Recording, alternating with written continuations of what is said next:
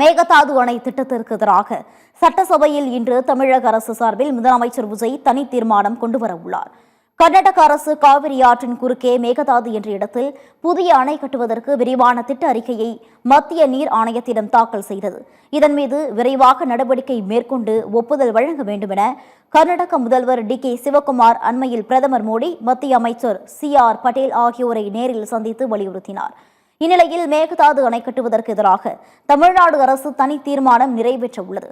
தமிழக அரசின் இசைவின்றி மேகதாது அணை திட்டத்திற்கு மத்திய அரசு அனுமதி வழங்கக்கூடாது என வலியுறுத்தும் வகையில் இந்த தீர்மானம் கொண்டுவரப்பட உள்ளது. இன்று சட்டப்பேரவையில் இந்த தீர்மானத்தை முதல்வர் விஜய் முன்மொழிய உள்ளார். காவிரி படுகையில் எந்த இடத்திலும் புதிய நீர்த்தேக்க திட்டத்தை மேற்கொள்ளக்கூடாது எனவும் தனி தீர்மானத்தில் வலியுறுத்தப்பட உள்ளது. உறுப்பினர்களின் விவாதத்திற்கு பிறகு தீர்மானம் ஒருமனதாக நிறைவேற்றப்பட உள்ளது.